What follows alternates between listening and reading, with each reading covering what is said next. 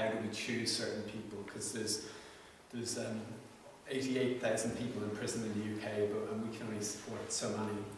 So I want to go through just a few of the ways we choose who we support, because the need is huge. Vakardien jau kāds no jums uzdeva arī jautājumu par to, kā mēs izvēlamies tos cilvēkus, kam palīdzēt, jo mūsu cietumos ir 88,000 ieslodzīto un darba lauks ir plašs, taču mūsu iespējas ierobežotas un mums ir jāizvēlās. So the first thing we look for is for a person who has reached a point in their life where they're willing and eager to change. Tad pirmā lieta ir, mēs meklējam cilvēkus, kas ir nonākuši tādā savas dzīves posmā, kur viņi ir gatavi un vēlas mainīties. Because if they are not willing and eager to change, then there's very little we can do. Jo, ja viņi nav gatavi un nevēlas mainīties, tad nav īsti daudz nekā tāda, ko varam izdarīt. So for some people it will be that they reach a point where they have been in prison too many times, or they're worried about their families, or something has changed in them where they've decided this time is different, I'm going to make a go of it. Un šie var būt ļoti dažādi aspekti vai situācijas. Varbūt kāds no šiem cilvēkiem jau ir bijis ieslodzījumā tik daudz reizes, ka beidzot viņam pietiek. Vai arī viņi ir norūpējušies par saviem ģimenes locekļiem, kuriem grib palīdzēt un ir apņēmušies un zina, ka nē, šī reize būs citādāka, tagad es mainīšos vai gribu mainīties. The next factor is need. So if we are working with a few people, we don't have enough volunteers, we'll have to decide who needs it more. So some people will say that they want support, but we think actually this person has a job or has a house or has a family and maybe they don't need this level of support. Nākamais kritērijs ir vajadzība, mūsu vajadzība. Skaidrs, ka mums nav pietiekamā daudzumā brīvprātīgo, un, piemēram, ir vairāk cilvēku, kuriem ir kas lūdz palīdzību, tad mēs skatāmies, kuram no tiem tā ir visvairāk nepieciešama. Jo iespējams kāds, kas lūdz palīdzību, bet viņam, piemēram, ir mājvieta, vai viņam ir darbs, vai viņam ir atbalstoša ģimene, un mēs analizējot redzam, ka varbūt šis cilvēks tiks pats galā, bet cits atkal nē. We also, and this one is tricky, but we have to make a judgment on their commitment. Jā, šis ir tāds āķīgāks arī tāpēc, ka to iztulkot latviešu valodā ir mazliet grūtāk, bet nodošanās, gatavība to darīt, veltīt sevi šai programmai. So we'll find out from the people who know them in prison or by talking to them whether we believe they're someone who will answer the phone, who will come to meetings. Un tad mums ir jāmēģina kaut kā, ņemot vērā to cilvēku loku, kas šim ieslodzītiem ir apkārt, noskaidrot, vai šis ir cilvēks, piemēram, kurš nāks uz tikšanās reizēm, kurš atbildēs uz visiem telefonu zvaniem. And the other criteria we have is we have referral criteria. So we have a list of things that these are the people we do support, and we give this information out to prison so that they can refer the correct people to us. Un tātad mums ir šie kritēriji, kuriem mēs sekojam, un ar tiem mēs dalamies. Tie cilvēki, kas vēršās pie mums, vai tie būtu kapelāni vai kādi citi cietuma darbinieki, viņi zina par šiem kritērijiem, lai pie mums jau tiek nosūtīti, atlasīti cilvēki. Un tas ir īpaši saistīts ar šo risku līmeni, kāds potenciāli varētu būt šim bijušajiem ieslodzītajiem. And another factor that I didn't put there is sometimes we say no to people because we don't have available volunteers, or they're from an area where we don't have volunteers, and then we just have to say we can't help them. Un tas, kas neparādās slaidā, ir, ka reizēm mums ir jāpasaka nē, tikai tāpēc, ka mums pietrūkst, piemēram, brīvprātīgo, vai arī konkrētais cilvēks, bijušais ieslodzītais, nāk no tāda reģiona, kurā mums vienkārši nav brīvprātīgo. Tur nav tajā sabiedrības daļā cilvēki, kas ar viņu var pavadīt laiku. So I'm going to spend a few minutes talking a little bit about risk and why it's important, and hopefully this will be useful to you. Un tagad es mazliet pieskaršos riska tēmai, un kāpēc tas ir svarīgi, kāpēc šī riska izvērtēšana ir svarīga, un es ceru, ka tas jums būs interesanti. So these are the three reasons why risk is important to us. Šeit ir uzskaitīti 3 iemesli, kāpēc risks ir jāizvērtē, kāpēc tas ir svarīgi. We have a responsibility to our volunteers. They trust us. They're out in the community with former prisoners. So we have to make a decision that what they're doing is safe. Mums ir jāparūpējās par saviem brīvprātīgiem, jo viņi iesaistās, viņi uzticās mums kā organizācijai, un mums no savas puses ir jārūpējas par viņu drošību, tāpēc pirmais punkts latviski skan aizsargāt brīvprātīgos. So that means that we don't put our volunteers in situations where they're vulnerable. Tas nozīmē, ka mēs nepakļaujam brīvprātīgos situācijās, kurās viņus var ievainot. And sometimes this means saying no to people who do need the support. Un reizēm tas nozīmē arī, ka mēs atsakam palīdzību bijušiem ieslodzītiem, kuriem tā ir nepieciešama, bet mums ir jāņem vērā arī mūsu brīvprātīgo drošību. And the second is about protecting the service users, protecting the prisoners. Un tāpat kā mēs aizsargām brīvprātīgos, tad otrais punkts ir aizsargāt šos pakalpojumu saņēmējus, respektīvi bijušos ieslodzītos. So I'll explain that a little bit later, but in short, we count prisoners, many of them are vulnerable themselves, so we have to make sure we select appropriate volunteers. Un šie bijušie ieslodzītie arī ir ievainojami, viņi arī ir neaizsargāti, tāpēc mums ir ļoti uzmanīgi jāizvēlās pareizie brīvprātīgie, kas ar šo konkrēto cilvēku strādās, bet par to es vēl mazliet runāšu detalizētāk vēlāk. And finally, part of it is being a professional organisation who the prison service respects and takes seriously. Un trešais ir būt profesionālai organizācijai. Mums jābūt tādiem, kuriem cietumu administrācija, kas ir valsts iestāde, uzticās. So they are reassured by us saying these are our policies, these are our procedures, we're serious about protecting people. Un ir ļoti svarīgi arī šīm valsts iestādēm saņemt tādu drošības sajūtu. Mēs viņiem sakam, ka šāda ir mūsu politika, šāds ir mūsu reglaments, tā mēs rīkojam, un mēs rīkojamies, un mēs arī aizsargājam visas iesaistītās puses. So our referral criteria, and on our forms that we send out to staff members, we say we have 2 points on our referral criteria. The first one is that we don't work with sexual offenders, so people who've committed sexual offences. Un tātad šī palīdzības pieprasījuma kritēriji, un šeit ir 2. Pirmām kārtām mēs nestrādājam ar tiem noziedzniekiem, kas ir izdarījuši seksuālu raksturu noziegumus.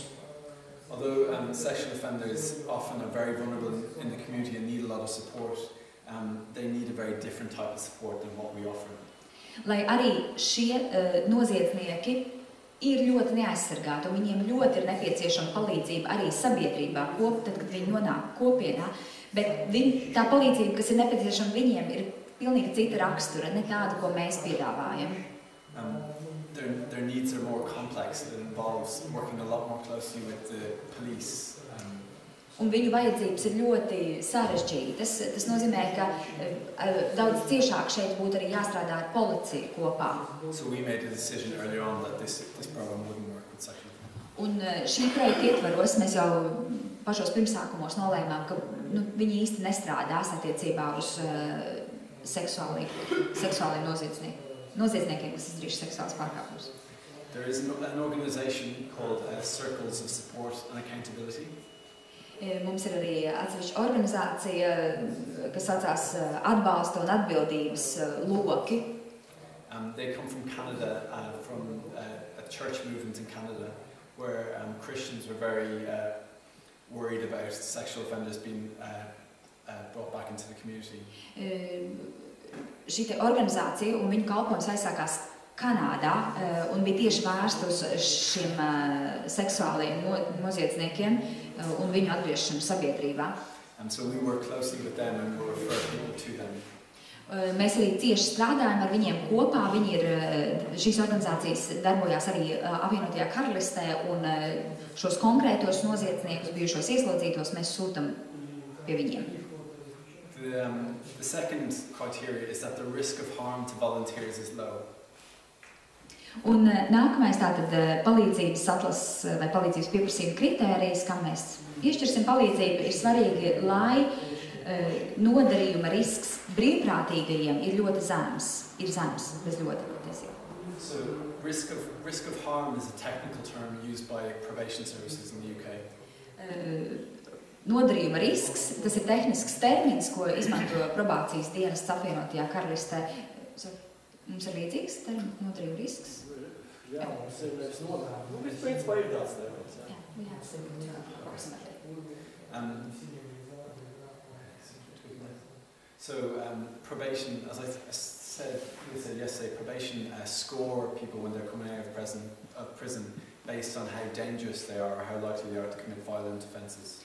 Un tad, kad bijušie ieslodzītie tiek atbrīvot no ieslodzījuma, tad probācijas dienests izvērtē skaitļos, tas ir skaitliski izteikts šo te risku, viņu risku, cik riskanti, cik bīstami viņi ir sabiedrībā. So they're scored as low, medium, high or very high. Un šīs kategorijas, riska kategorijas ir zemes, vidējas, augstas vai ļoti augstas. So we make a judgment call based on a number of factors. The first factor is the type of offence that they committed.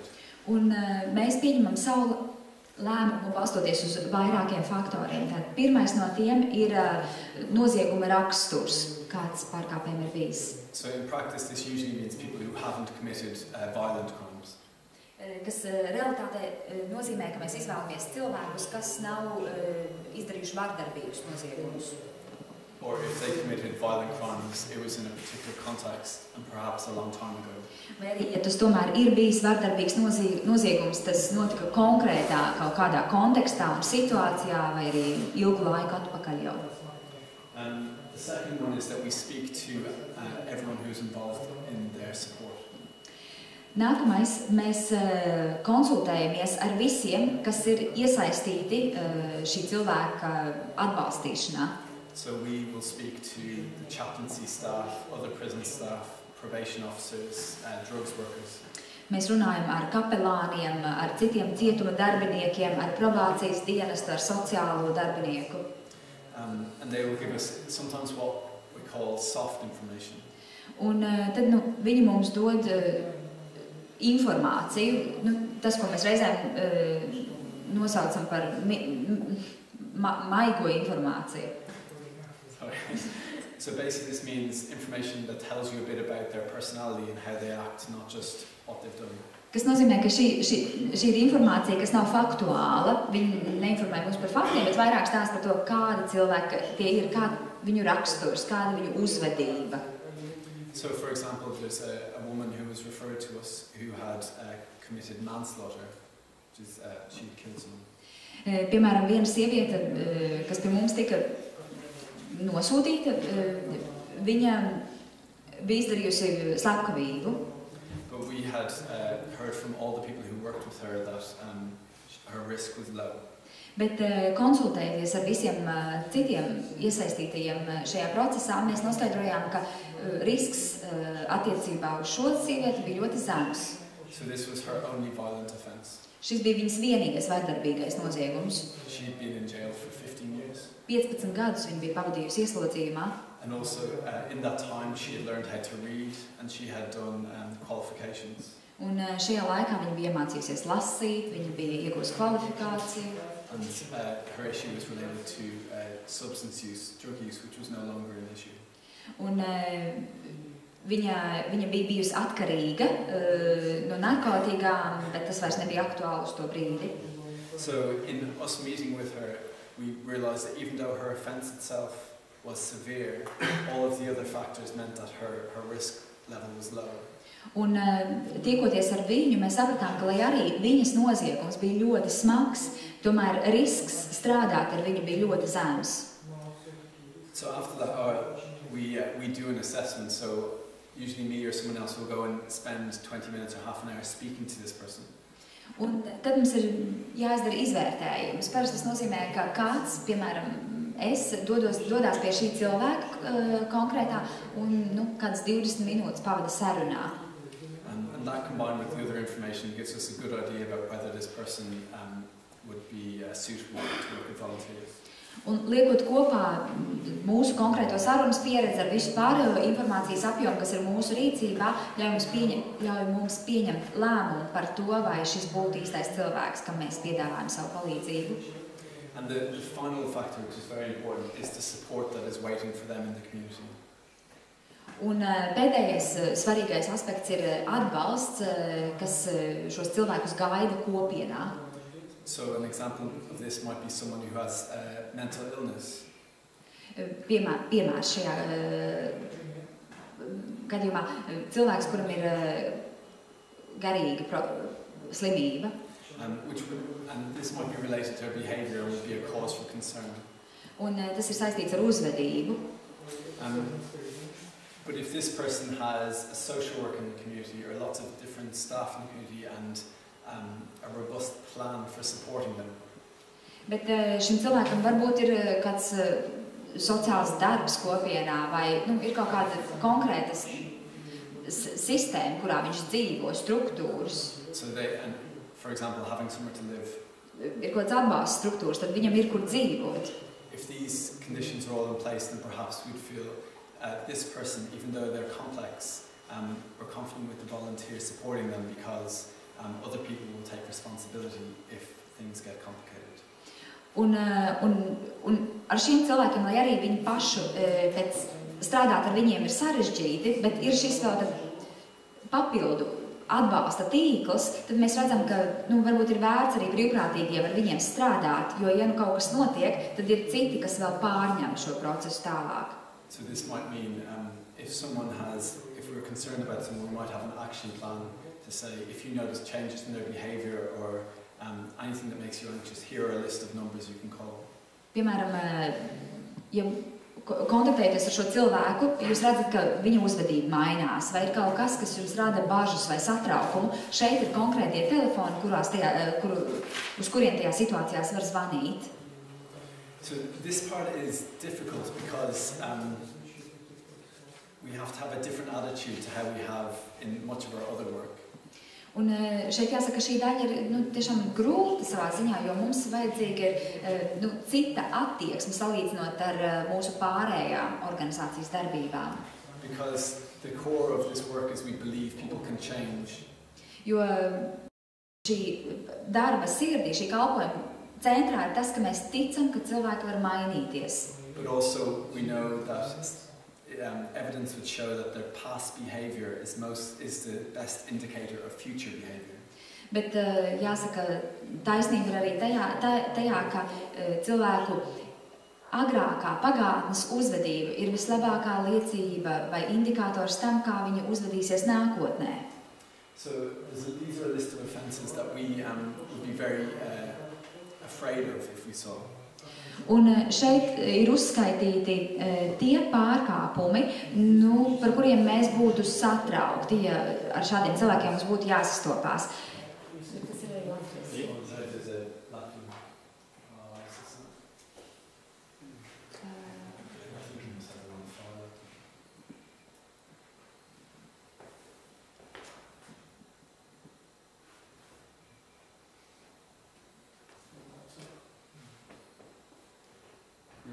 It's the one that says leave Latvia autosave.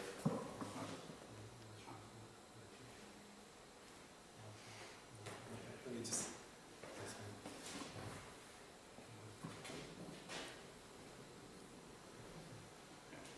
So basically, when we do this work to protect volunteers, we have to have a slightly less optimistic view on humanity.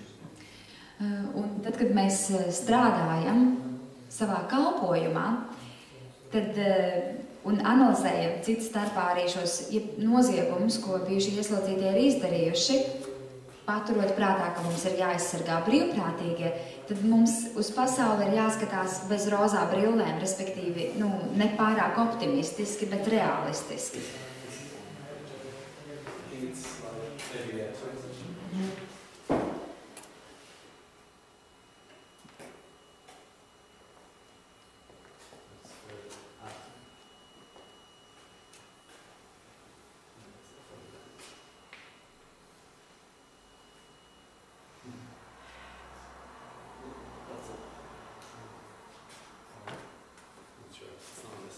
Well, we'll just have to translate. Perhaps I didn't say it. No, it's not there. Okay, so there's the types of offences that we look out for. We call them red flags. Un šeit noziegumi, kurus mēs saucam par tā kā sarkanajām brīdinājuma zīmēm. So does this person have a history of violent offences, particularly violent offences that involve strangers? Tad pirmām kārtām tie ir vārdarbīgi noziegumi, un jo īpaši vārdarbīgi noziegumi pret svešiniekiem. Does this person's crimes involve weapons or implements? Nākamais, vai nozieguma saturā ir ieroču izmantošana vai citu augsto rīku izmantošana? And are they violent offences that are fueled by drugs or alcohol? Un vai ir kādi vārdarbīgi noziegumi, kas ir izdarīti alkohola vai narkotiku ietekmē?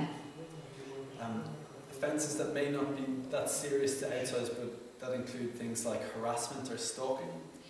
Un tad varbūt noziegumi, kas nav tik smagas dabas un tomēr, kas ietver sevi uzmākšanos vai arī vajāšanu, respektīvi ilgstošu izsekošanu.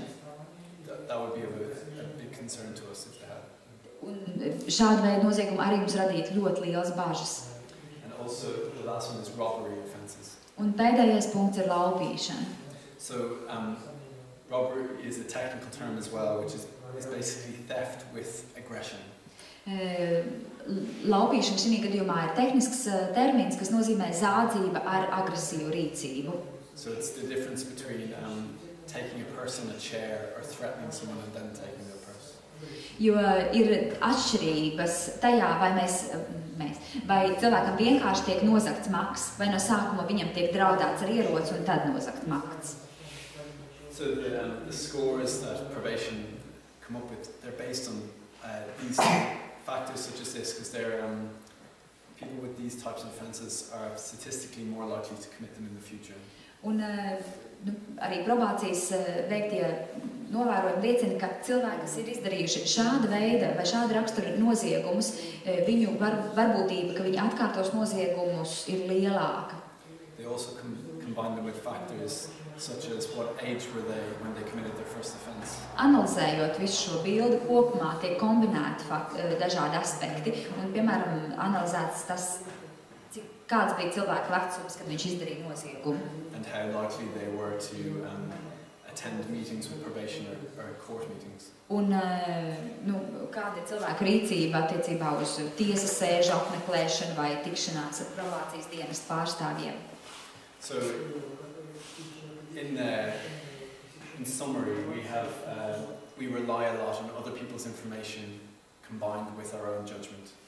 Tad tā kopsavilkumā jāsaka, ka pieņemot lēmumu, mēs esam lielā mērā atkarīgi no tās informācijas, ko mēs saņemam no citiem avotiem, kopā ar mūsu pašu vērtējumu. And sometimes this will mean saying no to people who need the support, but we don't feel comfortable leaving them with volunteers in the community. Kas realitātē var nozīmēt to, ka mēs sakam nē cilvēkiem, kuriem palīdzība ir nepieciešama, bet mēs vienkārši neesam droši un neesam pārliecināti par to, kā tas notiks kopā ar brīvprātīgiem, vai brīvprātīgie būs drošībā. Would it be okay to have a 2 minute I lost, if anyone wanted to see it again? Šos slaidus mēs tagad pamanījāmies atrast. So these are the offences that we watch out for. Noziegumu uzskaitījums. Nepievērš uzmanību.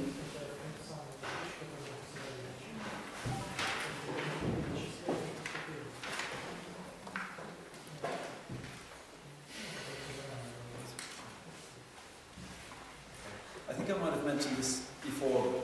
The next slide. Yeah, it's over.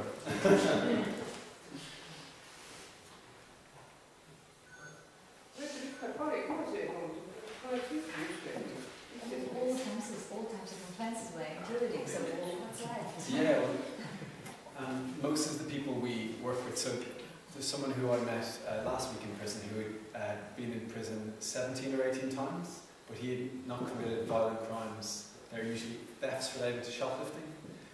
So we do work with people who've committed violent crimes, but it's crimes that are serious and unpredictable. So if there's someone who seems like a lovely person, but if he has a drink, will be violent to strangers, and that's very concerning. Jā, pagājušajā nedēļā man pašam bija tikšanās ar vienu cilvēku ieslodzījumā, kurš tur ir bijis 17 reizes, bet visi viņa izdarītie noziegumi nav vardarbīgi rakstura. Viņi ir visbiežāk saistīti ar zādzībām veikalos, piemēram. Bet cita lieta ir, ja cilvēks iedzer glāzi alkohola un tad kļūst agresīvs. Tas mums rada bāžas. So it's the unpredictability. Šī neparedzamība. So I just had a conversation there with Sister Hannah where she asked a similar question, and one example we sometimes give. Tikko kā reiz pauzītē mēs ar māsu Hannu arī pārunājām šo jautājumu. If there's someone who, say, commits the same offence over and over, where they go to a nightclub and in the middle of the night they start a fight with someone at the nightclub. Piemēram, cilvēki, kas izdara vienu un to pašu pārkāpumu, vienu un to pašu noziegumu atkal un atkal un atkal. Piemēram, viņi dodās uz nakts klubu un tur kaut kādā brīdī nakts vidū sāk kauties. Then perhaps what we could do is make rules where the group could only meet in the daytime, could only meet in a public place, and if there was ever any indication that they were drinking, the group would end immediately. Un šajos gadījumos mēs varam noteikt grupai vai kopienai konkrētus noteikumus. Viņi tiekās tikai dienas laikā, viņi tiekās tikai publiskās vietās, vai arī, ja, piemēram, ir kaut kādas indikācijas par to, ka cilvēks ir lietojis alkoholu, tad šīs tikšanās tiek pārtrauktas uzreiz.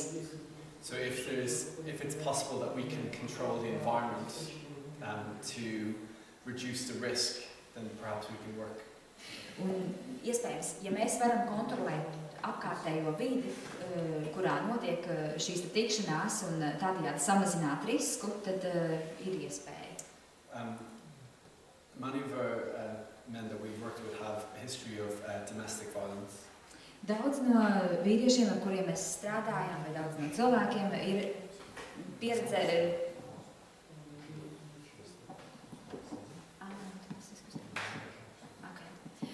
Tad daudz šie cilvēki ir bieži iesaistīti vardarbībā ģimenē.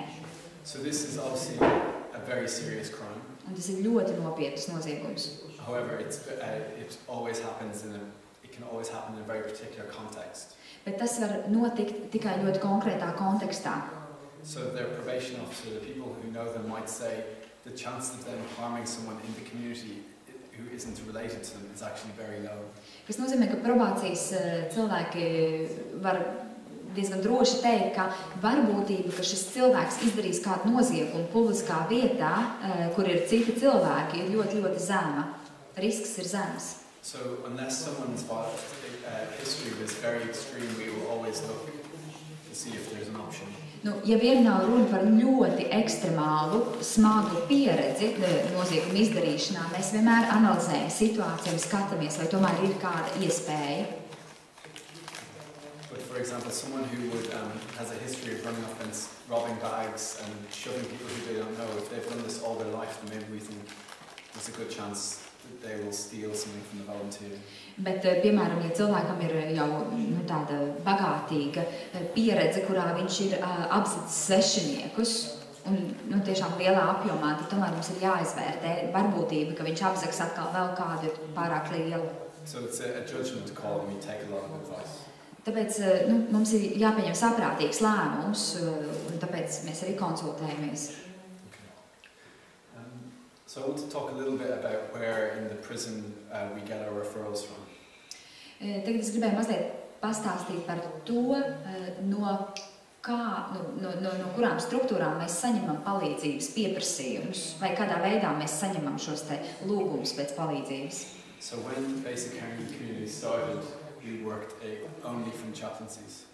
Tad, kad pamataprūpes kopienas aizsākās kā programma, kā sistēma, tad mēs strādājām tikai ar kapelānu dienestu.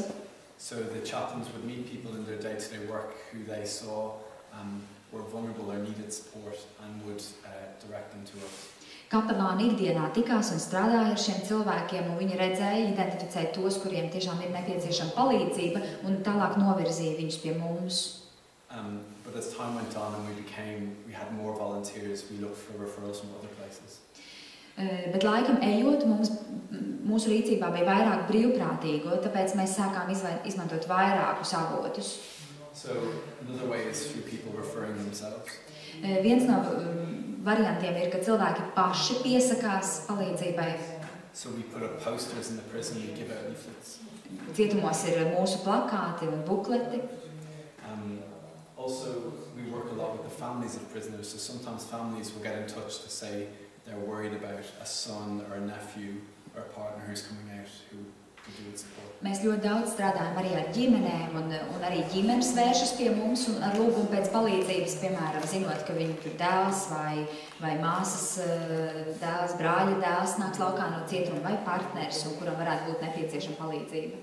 Also, staff in the prison, so prison staff, but also drugs workers or housing workers, all different people. Tāpat arī visi tie cilvēki, kas strādā cietumā, tie var būt sociālie darbinieki, konsultanti narkotiku jautājumos vai mājokļu jautājumos. And for referrals from staff, they need to know you and trust you. They need to recognize your face. Un tad, ja runa ir par šiem palīdzības pieprasījumiem no darbinieku puses, no valsts iestāžu darbinieku puses, tad ļoti svarīgi, ka viņi pazīst jūs sejā. So in prisons it can take time to build up those relationships. Vai viņi pazīst tos cilvēkus, priekš kuriem viņi lūdz to palīdzību, jo viņiem ir bijis laiks attīstīt un izveidot šīs attiecības. So the process of how we assess someone, if someone gets referred to us. Tālāk, process pa soļiem, kā mēs izvērtējam šos palīdzības pieprasījumus. So the first thing is we meet with them, so I will meet with someone in prison. Pirmā lieta ir, ka mēs ar viņiem tiekamies, tad es, piemēram, eju uz cietumu un tiekos ar šo konkrēto cilvēku klātienē. We will interview them and make an assessment of what their needs are and whether they're suitable. Mēs viņus intervējam, izvērtējot viņu vajadzības un arī to, vai viņi atbilst mūsu programmas kritērijiem. If they're interested, they will then sign a form to give us consent to view their information. Ja viņi ir ieinteresēti, tad viņi paraksta dokumentu, kurā viņi piekrīt, ka mums ir iespēja iepazīties ar viņu dosjē. We then work with prison staff and probation to view their previous convictions. Tad kopā sadarbībā ar cietumu darbiniekiem un probācijas dienestu mēs kopā analizējam šī cilvēka nodarījumu pagātni. As well as the scores about the likelihood of violence. Tāpat arī analizējam šo risku attiecībā uz vardarbību. And then finally we will communicate with all of the people in prison who know them and ask for their opinion. Un, protams, mēs pēc tam arī sazinamies ar visiem tiem cilvēkiem, kas ir kontaktējies ar šo ieslodzīto, kas viņu pazīst, lai iegūtu, kā mēs iepriekš nosaucām par šo maigo, nefaktuālo informāciju. So we have an assessment tool we use called the Octopus. Un mums ir tāds izvērtēšanas rīks, ko mēs saucam par astoņkāju. So this is based on the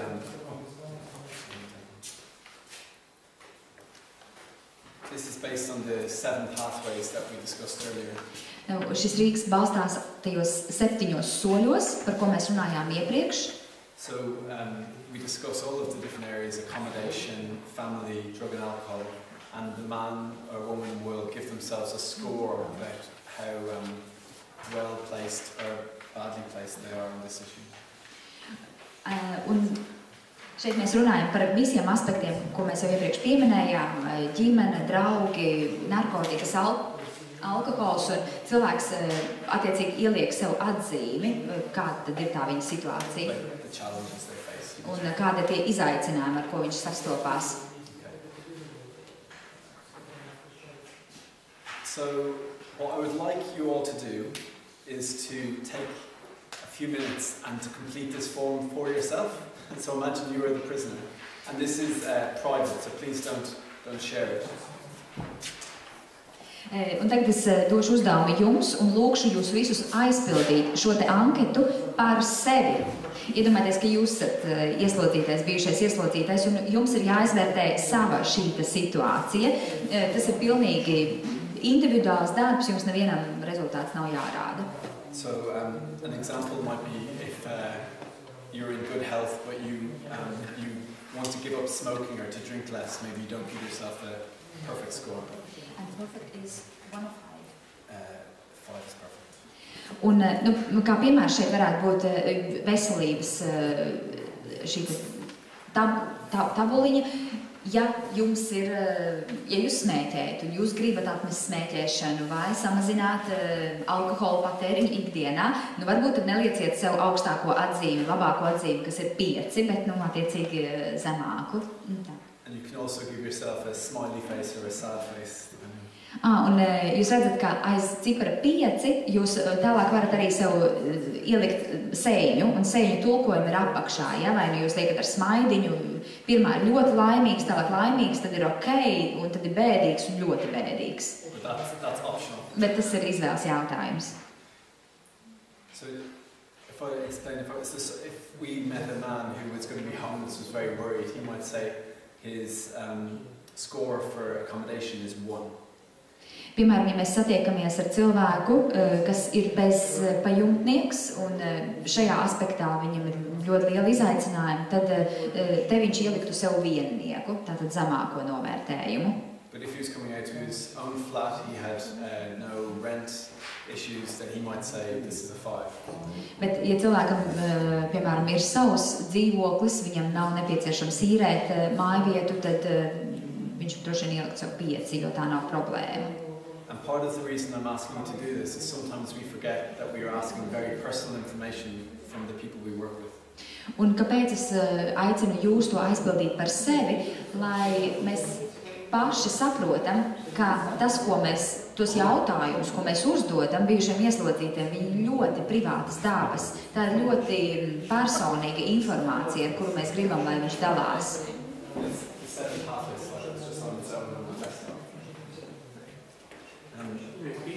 About where the faces came from. Yeah, you go. When we first created the octopus, un paskatrojums par šīm sēņām pašā apakšā, tad, kad mēs pirmo reizi izveidojām 8 kāju, we just had the scores 1 to 5. Tad mums bija tikai šis vērtējums no 1 līdz 5. We didn't have the faces. Un nebija sēņu. Okay. We talked to one guy about his housing situation. Un mēs runājām ar vienu puisi par viņa mājvietas jautājumu. And he had a flat to move into, which he could afford. Un viņam bija dzīvoklis, kurā ievākties, un viņš varēja to atļauties.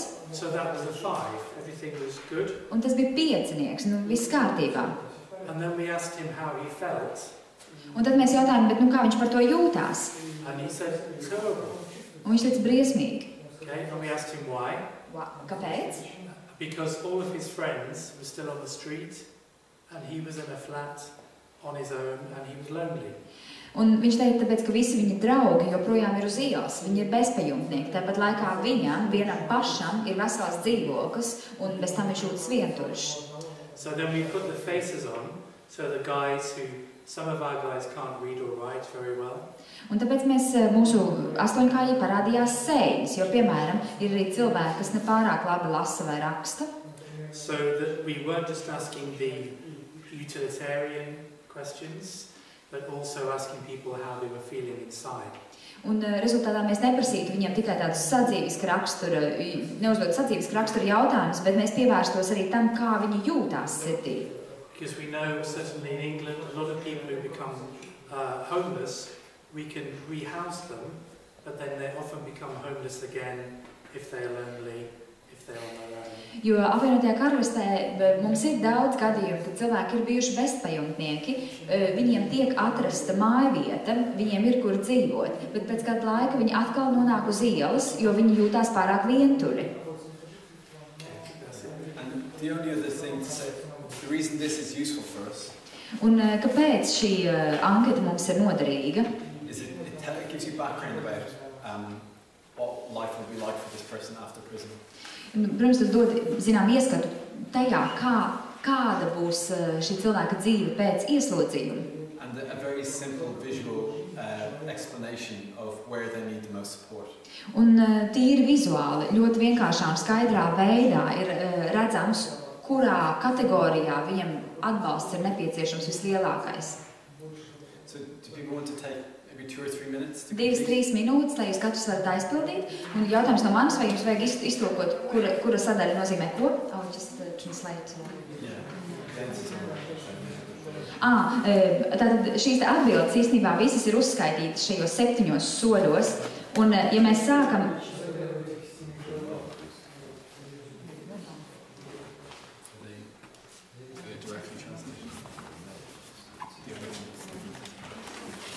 Nu jā, tad jāpiemina, ka tad šis ir atšķirīgs. Back commitment nozīmē gatavība iesaistīties pamataprūpes kopienas programmā, respektīvi atbildēt uz zvaniem, laikā nākt uz tikšanām, šī tad gatavība būt programmā. Nākamais ir pulksteņa rādītāja virzienā iziesim cauri. Tad nākamais ir izglītība, apmācība, nodarbinātība. Tālāk ir attieksme, domāšana, uzvedība. Tad šeit lejā jau ir mājvieta. Tālāk apakšā attiecības. Pēc tam šeit apakšā naudas pārvaldība, naudas pārvaldīšana.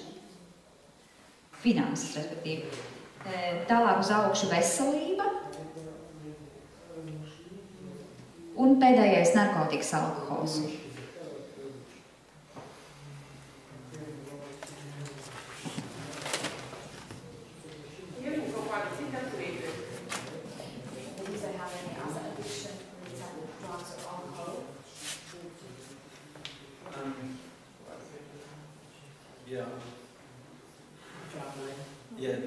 I think that could go under attitude, thinking and behavior. Tad iespējams tas parādās sadaļā attieksme, domāšana, uzvedība.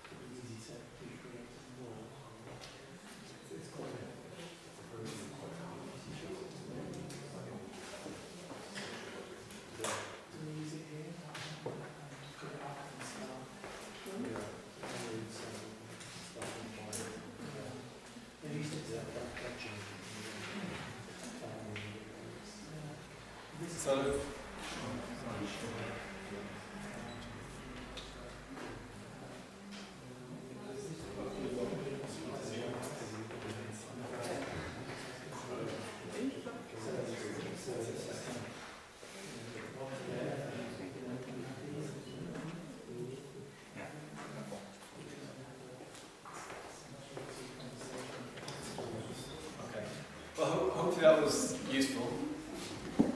Es ceru, ka tas bija noderīgi. We've just talked to Martin about perhaps sharing these materials if they've been useful for you. Sharing materials. Jā, mēs tikko arī ar Mārtiņu runājam par to, ka šiem materiāliem mēs varētu padalīties, ja tas ir noderīgi arī jums. So we don't have much time left, but there's a couple of things I want to run through. Laika vairs nav daudz atlicis, un tomēr ir vairākas lietas, kam es gribētu iziet cauri. So I want to talk a little bit about why we do checks on volunteers. Es gribēju mazliet pieskarties tam, kāpēc mēs pārbaudam arī brīvprātīgos.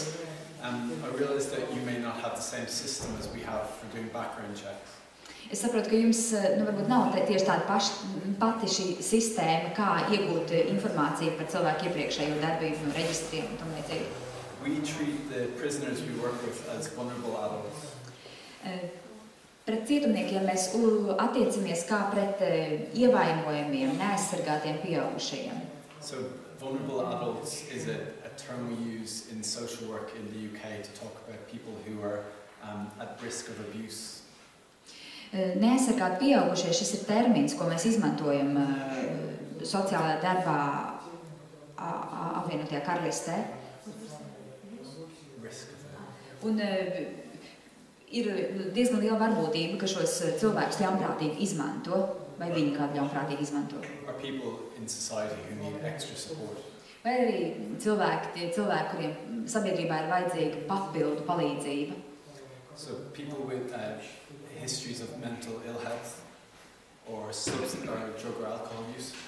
Cilvēki, kuriem ir garīgas slimības vai viņi lieto narkotikas, ir atkarīgi no alkohola. Or people who have housing that is not secure. Vai viņiem nav drošas mājvietas. These people are much more likely to be open to abuse, maybe financial or emotional or different types. Un šie cilvēki ir atvērtāki ļaunprātīgai izmantošanai, lai kāda rakstura tā būtu. So because of that, we want to make sure we have suitable volunteers. Un tieši tāpēc mēs gribam pārliecināties, ka mums ir arī pareizie brīvprātīgie, kas ar viņiem strādā. Sister Hannah asked yesterday, this doesn't mean that we exclude people who've been to prison or committed crimes or who have been supported by the program.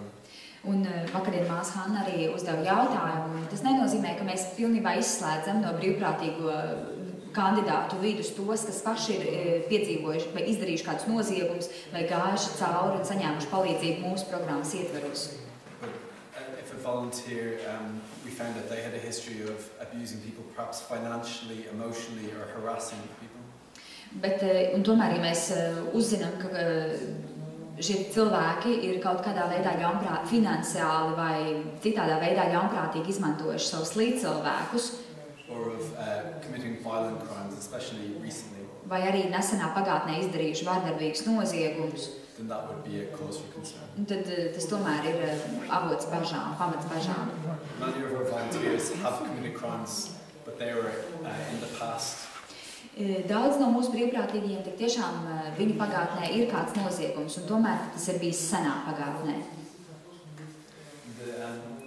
The last thing I wanted to say was about the procedures we have for protecting volunteers when they're working in the community. Un vēl kāda lieta, es gribēju mazliet pieskarties tam, kā mēs aizsargājam brīvprātīgos, tad, kad viņi strādā kopienā. So the first thing, as we discussed before, was about communication, about not having secrets or special relationships. Tad pirmā lieta, par ko mēs jau šodien mazliet runājām, ir saziņa, atklāta saziņa, bez noslēpumiem, bez īpašām attiecībām. This also means that the volunteers will share all the information they have with each other. Tas nozīmē, ka arī brīvprātīgie, šie 4 brīvprātīgie savā starpā dalās ar visu informāciju, kas ir viņu rīcībā. So anything that is causing them stress or concern that they won't keep to themselves. Ja ir kaut kas rada viņiem satraukumu, bāžas, stresu, tad viņi to nepatur tikai sev, bet ar to dalās ar pārējiem. We also put one experienced volunteer with extra training in every group. Mēs arī katrā grupā liekam vienu brīvprātīgo, kuram ir padziļināta pieredze, kuram vai ir padziļinātas apmācības bijušas. So volunteers should never be in a situation where they feel they don't know what to do. Jo brīvprātīgie nekad nedrīkst nonākt situācijā, kurā viņi pēkšņi nezina neviens, ko darīt. Although the volunteers work in groups, they can also meet the person one-on-one. Lai arī brīvprātīgie strādā grupās, ir iespēja, ka viņi tiekās ar šo cilvēku viens pret vienu. But if this happens, we have procedures for things that need to be in place. Bet, ja tas notiek, un lai tas notiktu, mums ir zināmi noteikumi vai procedūras, kas jāievēro. So this means it's agreed in advance that they'll meet one-on-one. Pirmkārtām ir vienošanās jau iepriekš par to, ka viņi tiksies viens pret vienu. They must share the location and they must contact someone before the meeting and contact someone once the meeting is ended. Viņiem ir jāinformē par to, kur šīs tikšanās notiks, un jāsazinās ar pārējiem pirms šīs tikšanās un pēc. So during office hours they can ring us in the office, and out of office hours they can contact their fellow volunteers who have been trained.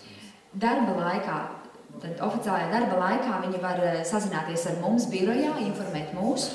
Bet, ja tas notiek pēc darba laika, tad viņi var sazināties ar saviem pārējiem grupas biedriem. And the final thing is about if something is concerning or something serious happens, that they are aware of what they do.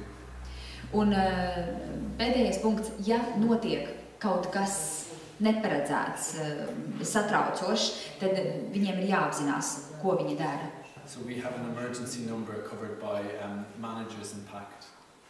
Mums ir arī telefons ārkārtas situācijām, ar kur var sazināties ar organizācijas vadību. That operates outside of office hours on the weekends. Un šis numurs darbojās arī pēc darba laika un nedēļas nogalēs. So if something serious happens and they don't know what to do, they can call this number. Un ja notiek kaut kas nopietns un tiešām cilvēks brīvprātīgais nezina, ko darīt, tad viņi var zvanīt uz šo numuru. This is more likely for them to do with them having concerns for someone else than concerns for themselves. Tas gan šī brīdī laikam ir vairāk saistīts ar to, ka viņiem ir brīvprātīgiem ir kāds satraukums par to, kas notiek ar citu, nevis ar viņiem pašiem.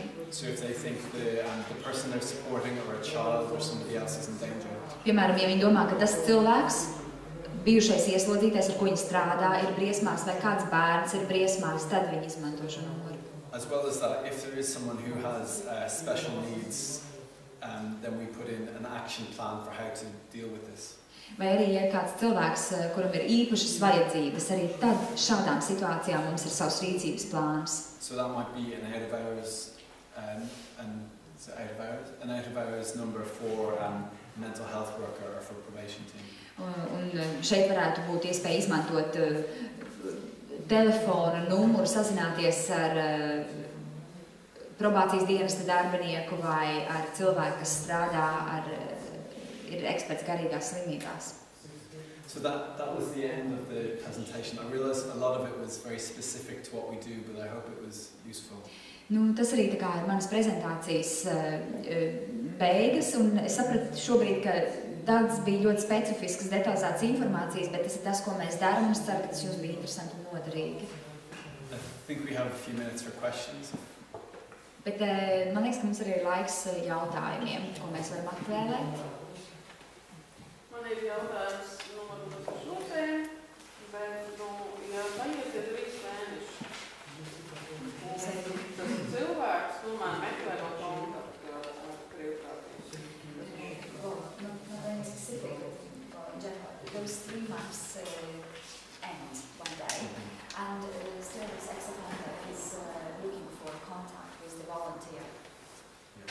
So this is a very tricky issue that comes up a lot, but sometimes the volunteers and the ex-offenders do stay in contact. Jā, āķīgs jautājums un ļoti aktuāls, ļoti bieži parādās. Ir daudz gadījumu, ka bijušie ieslodzītie un brīvprātīgie turpina uzturēt kontaktu. The challenge we have is to try and find alternative support before the 3 months ends. Mūsu uzdevums un izaicinājums ir atrast kaut kādas alternatīvas atbalstam, kas ir nepieciešams bijušiem ieslodzītiem pirms šie 3 mēneši beidzās. We also try as an organization to keep in contact with the ex-offenders. Arī mēs kā organizācija cenšamies uzturēt kontaktu ar šiem bijušiem ieslodzītajiem.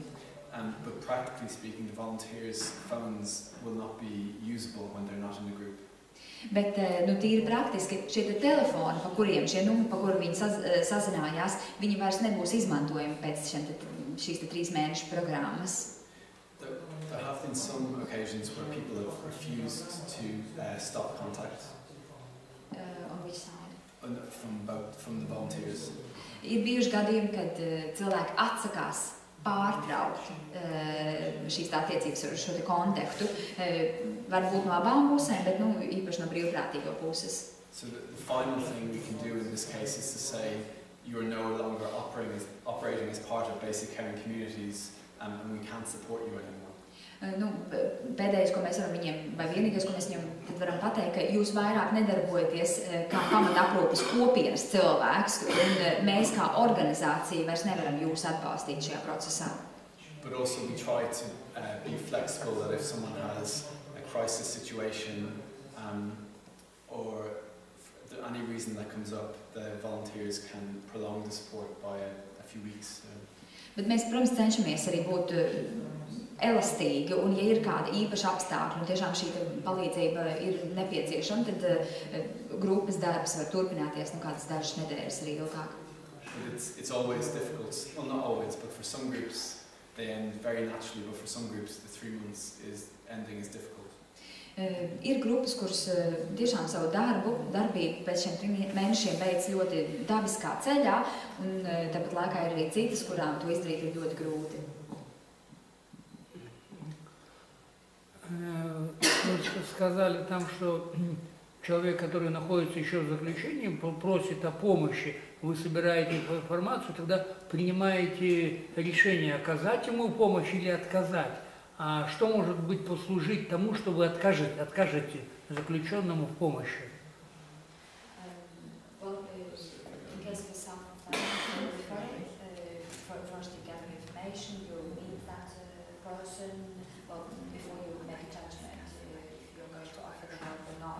So what serves as a basis for you to deny this help? So what if someone refers himself, we meet them and assess them before we know about their risk history. Tad, kad cilvēks pats lūdz palīdzību, tad mēs ar viņiem tiekamies un mēs viņus izvērtējam, pirms mēs uzzinām viņa šo riska faktoru, cik bīstams viņš ir citiem. Because we have to have their consent, their permission to see their information. Jo mums arī ir jāsaņem šī ieslodzītā piekrišana, lai mēs varētu iepazīties ar viņa lietu. So it is possible that we would meet someone, see they're suitable, but then have to come back to them and say, sorry, you don't meet the criteria. Jo iespējams mēs ar viņu satiekamies, vēl neko citu daudz nezinot, un mums liekas, jā, viņš tiešām ir atbilstīgs, mēs varētu viņam sniegt šo palīdzību, bet iepazīstoties ar viņa lietu, ar viņa noziegumu vēsturu un visu to, kas tika pieminēts, mums varbūt ir jāpasaka nē. Although that doesn't happen very often, it's more likely that they will not work with them because of the location they're in. Lai gan tas nav biežākais iemesls, ne tuvu, ne, kāpēc mēs atsakam palīdzību. Ļoti bieži tas vienkārši ir dislokācijas jautājums. Or if all of our volunteers are active in other groups. Vai arī, piemēram, ka mums trūkst brīvprātīgo. Visi brīvprātīgie ir iesaistīti darbā ar citām grupiņām. Personally, if we can't work with someone, I will always go back and explain to them why. Because an issue prisoners have, I think, is often people say they will do things and then they don't. So the least we do is that we will go back and explain to them why we can't.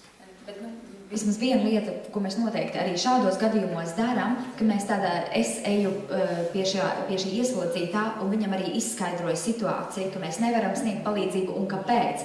Jo pretējā gadījumā bieži vien ieslodzītiem ir šī sajūta, ka cilvēki viņiem kaut ko apsola, kaut ko izdarīs un nemaz neizdara un tā kā neinteresējās. Tad vismaz tas, ko mēs izdarām, mēs aizejam pie viņa un viņam ir šī atgriezeniskā saite.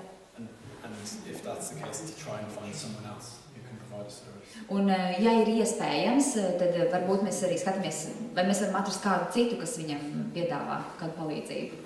Еще, а сколько у 4 добровольцев может быть подопечных, с кем они работают? Один только.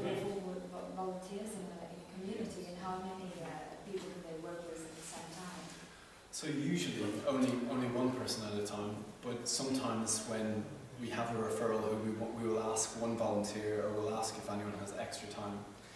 So a maximum will be 2, but usually 1. Parasti viens cilvēks, tikai kādās atsevišķās izņēmuma situācijās un gadījumos var būt 2, bet tad mēs prasam, vai brīvprātīgiem ir papildu brīvais laiks, ko viņi var atvēlēt un tam līdzīgi, bet normāli 1. Because it's a big time commitment. Jo tā ir arī apņemšanās, diezgan liela apņemšanās veltīt savu laiku, kas ir jāieplāno un jāatvēl. Kā tas laiks tiek sadalīts starp šiem 4 brīvprātīgajiem? And how is the time shared among these 4 volunteers? So all of the practicalities of the group are left up to the volunteers to decide. Visi praktiskie jautājumi, to lem pati grupa savā vidū, kā viņi ko dara un kādā Latvijā. So the volunteers and the ex-offender will discuss together where to meet, and the volunteers will come up with a rota for the phone calls. Un tad brīvprātīgie kopā ar bijušo ieslodzīto, tad viņi lem par to, kur viņi tiksies, kad viņi tiksies, kā viņi sadala šos te zvanus pa dienām, kurš zvana. Tas ir viss 24 stundas, kad ir jādarbojas arī naktī vai kaut kā? And does they have to be available, or is this active 24/7? No, so usually what happens is the volunteers will make the phone call. So they will have the phone will be turned off during the day and they'll turn it on in the evening and make the phone call. They don't have to be available at all. Ne, viņiem nav jābūt pieejamiem visu laiku. Realitātei tā kā ir šie atsevišķie telefoni, tas nozīmē to, ka dienas laikā viņi bieži vien to telefonu vienkārši izslēdz un viņu ieslēdz vakarā, pēcpusdienā, kad viņi ir vienojušies, ka viņi sazvanīsies, kad viņi zvana. So what we ask of them is that they will check their emails regularly. Bet tas, ko mēs lūdzam brīvprātīgos darīt, ir regulāri pārbaudīt savu e-pastu. For messages from other volunteers, and also that they will always make the phone calls and be available at the time they've agreed. So that could be 7 p.m. to 7:30 on a Tuesday. Un arī, lai viņi ir pieejami, vienmēr pieejami telefonā vai klātienē, tad tajā laikā, par kuru viņi ir vienojušies. Piemēram, no 7 līdz 7:30 otrdienas vakarā. And we allow the volunteers to make all of those decisions because we don't have the time, or I don't have the time to be negotiating with the volunteers when to do it.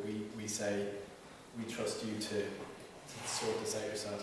Un šīs praktiskā rakstura lietas mēs uzticam tikai brīvprātīgiem pašiem. Mums nav ne laika, ne resursu, ne kapacitātes lemt to viņu vietā.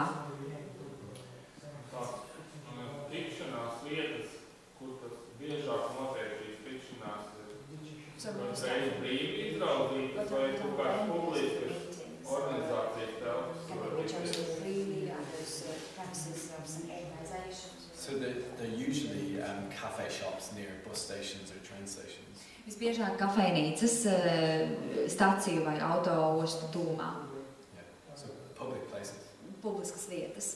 And easy to access. Viegli aizsniedzams.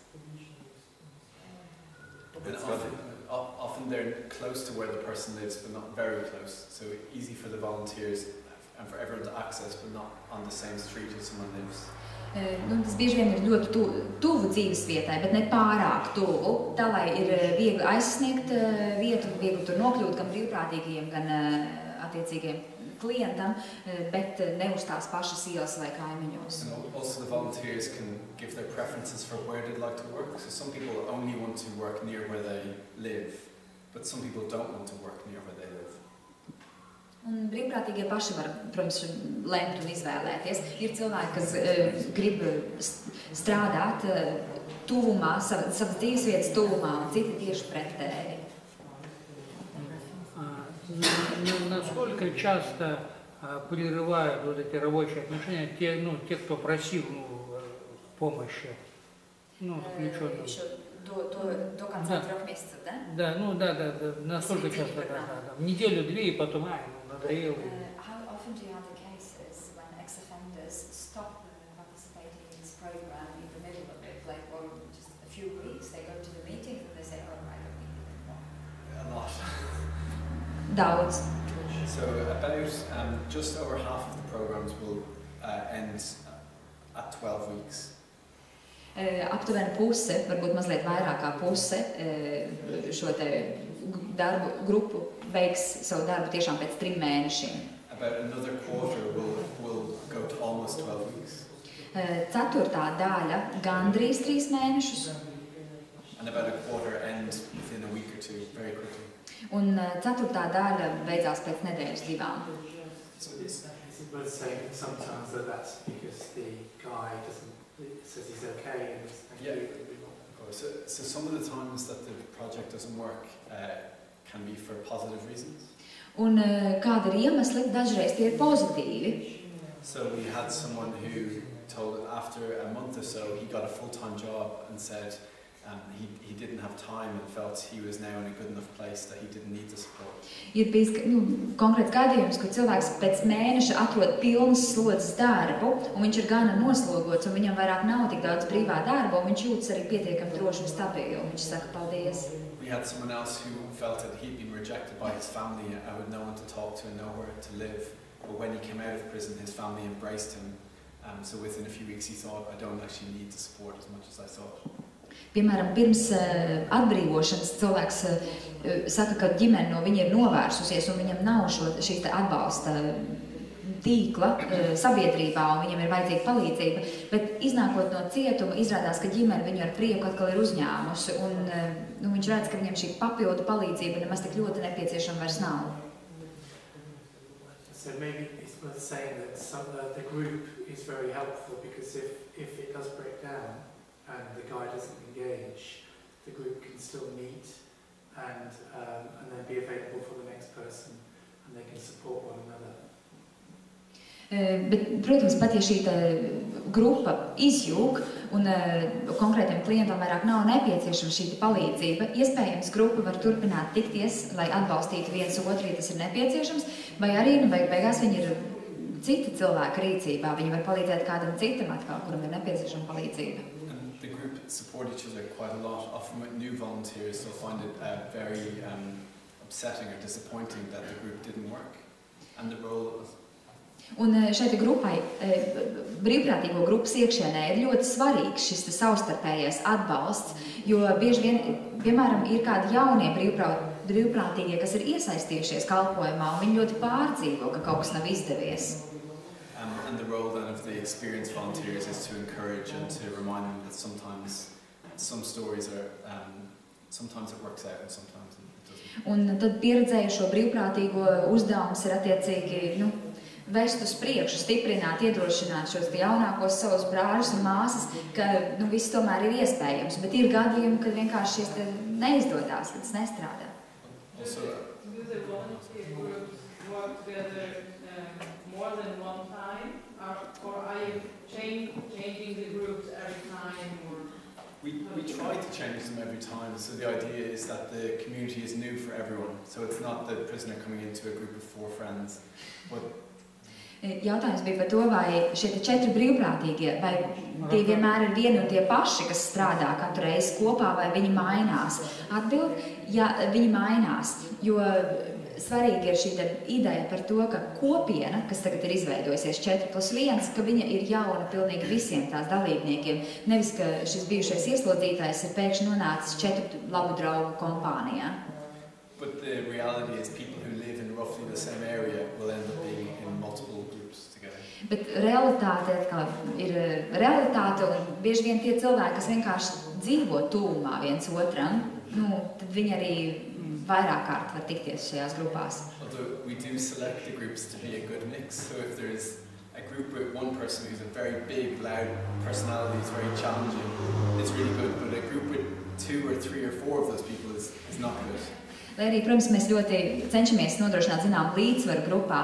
Ja ir kāds cilvēks, kas ir liels un skaļš un ļoti atraktīvs uz ekstraverts pēc savas dabas, ja viens tāds ir kompānijā, brīnišķīgi, ja tur izrādītos 4 tādi, nebūtu diezko labi. Es gribētu ievedināt šo jautājumā pagājušajā Kāras monarhijas, kas mums stāstīja par šo kopienu, par šo sistēmu vispār. Viņš runāja tieši par to, kad šie 4 cilvēki un viens notiesātais patiesībā ir kļūst par vienotu veselumu. Tie nav kaut kādi cilvēki, kas nāk un tagad palīdz tam vienam, un tas viens, kas tiek aprūpēts. Viņi kopā izveidojās īsti kopienu. Tātad iegūst pilnīgi visi. arī tie, kas viņam it kā nāk palīdzēt, patiesībā viņi arī tikpat daudz iegūst no šīs sadarbības ar šo cilvēku. Tas ir tas mērķis, lai tā būtu īsti kopiena, nevis kaut kāds mēģinājums vienu kaut kādīgi aprūpēt, palīdzēt, iepakot un nolikt. Ja? Un tāpēc arī viņi maina tos cilvēkus, lai nebūtu tā, ka tie jau viens otru ļoti pazīstam, līdz ar to tas vairs nav jaunums.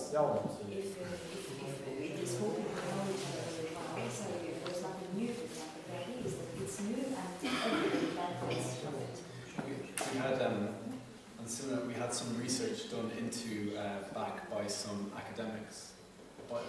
Mums arī ir pētījums veikts, ko veica akadēmiķi par mūsu organizācijas darbību. And one of the things they found that surprised us as positive was how the impact it had on the volunteers.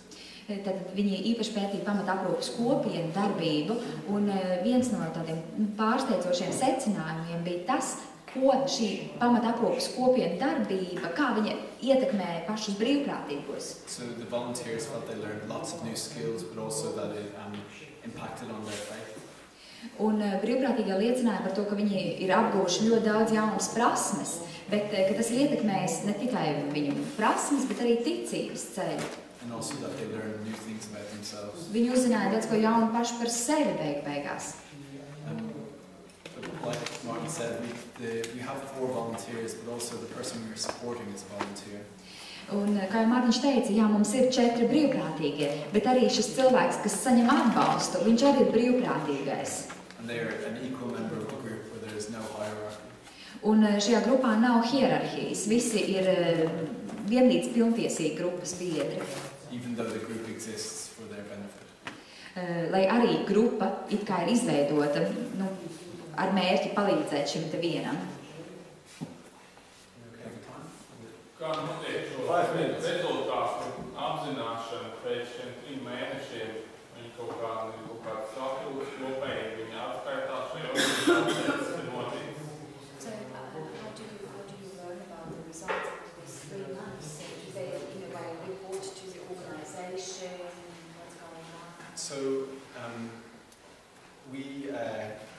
a member of staff is copied into every email, so we know all the way along what's happening. Organizācijas pārstāvis tiek informēts ēpastiski par visu, kas notiek šajā grupā. Tad visi ēpasti, ar kuriem apmainās grupas biedri, viņi tiek nokopēti un nosūtīti arī organizācijai. We also have questionnaires at the end for the volunteers and for the ex-prisoner. Un šo 3 mēnešu beigu posmā ir jāizpilda arī anketa gan brīvprātīgajiem, gan bijušiem ieslodzītajiem. And in the questionnaires, the former prisoner and the volunteers will make an assessment of how they felt at the beginning and how they feel at the end. Un šajā aptaujā ir jautājumi, kur gan brīvprātīgajiem, gan bijušiem ieslodzītiem ir jānovērtē vai jāapraksta, kā viņi jutās programmas sākumā un kā beigās. And we also have a group review where the volunteers will gather with a member of staff. Un pēc tam mums arī tiek veikts tāds grupas pārskats, kur tātad visi grupas dalībnieki un organizācijas pārstāvis tiekās. And this serves 2 purposes. One is a chance for them, like a clinical supervision, a chance for them to discuss the issues or any challenges or anything that was difficult. Un te ir 2 iemesli, kāpēc, vai 2 uzdevumi, kāpēc šāds pārskats vai šāda pārskata tikšanās tiek rīkota. Viens ir viņiem iespēja pārunāt, vai ir bijušas kādas problēmas, kādi izaicinājumi šīs programmas laikā. But also to feedback to things that can benefit the organisation, such as it would have been helpful if you covered this in training, or perhaps we could make more links with providers. Un, protams, arī, lai sniegtu atgriezenisko saiti organizācijai, piemēram, kā citādi vai kā papildus mēs varam viņiem palīdzēt, cik varbūt būtu vajadzējis tā vai šādi darīt. And what we started doing recently is having multi-group reviews, so to have 2 or 3 or 4 groups meet at the same time, so they would discuss together, but then also share with their colleagues what they've learned. Un tas, ko mēs tā kā nesenā pagātnē esam aizsākuši darīt, ir rīkot vairāku šādu grupu pārskata tikšanās, respektīvi 2-3 grupas, tātad šīs pamataprūpas kopienu grupas un organizācija tiekās. Un tad ne tikai mums ir šī atgriezeniskā saite, bet arī grupas savā starpā var dalīties. Kādu faktoru pēc šie 3 mēnešu izvēlēt, nevis 5 vai cik? So, how did you decide on 3 months, not 4 and 5? Why 3? Yeah, so we discussed it. So originally there was no end date, so we knew it had to be shorter. 3 months is seen by probation services as a particularly vulnerable period of time. Protams, ka nav beigu datuma, bet mēs zinām, ka beigu datumam ir jābūt kaut kādam zināmā mērā īsam. Un probācijas dienesta pētījumi liecina, ka pirmie 3 mēneši ir visbīstamākie nozieguma atkārtošanai, recidīvam. So it may not be a perfect decision, but it works well for us as an organisation. It allows us to give a good amount of support, but also allows us to support lots of people. Un, jā, varbūt tas nav pats ideālākais, un tomēr mums kā organizācijai tas der vislabāk. Mums 3 mēnešu laikā mums tomēr ir iespēja sniegt tādu ievērojumu apjomu atbalstu šim cilvēkam. Tāpat laikā mēs atkal pēc 3 mēnešiem varam pievērsties nākamajam, un respektīvi mēs varam atbalstīt vairāk cilvēku. When you study all the people who reoffend after prison, 60% reoffend in the first 3 months. Un analizējot cilvēkus, kas izdara atkārtotus noziegumus pēc atbrīvošanas, tad 60% no viņiem to izdara pirmajos 3 mēnešos.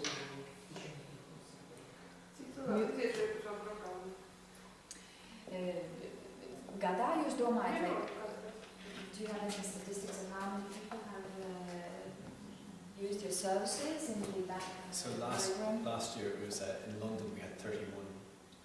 Pagājušā gadā Londonā, Londonas pilsētā tikai bija 31 cilvēks. And the project a second project in another city started last year. I think we had 5 or 6 in the first year. Un pagājušā gada mēs aizsākām šo projektu arī vienā citā pilsētā, un šķiet, ka pirmajā gadā tur bija 5 vai 6.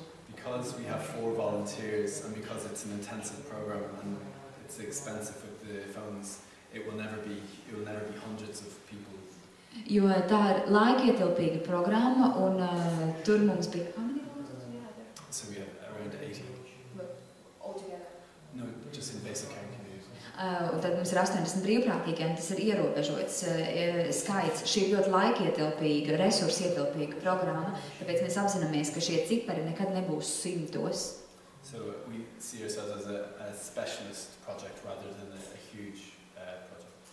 Un mēs šo redzam kā specializācijas projektu, nišas projektu, nevis kādu tādu plašu vērienu projektu.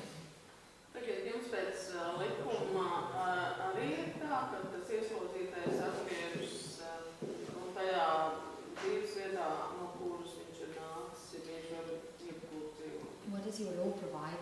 The ex-offender upon release, does he have to return to the same community where he lived before? I mean, the same city or... Often people want to move, they want to move, but if they don't have the way housing works, the people who will, their local borough will be responsible for them.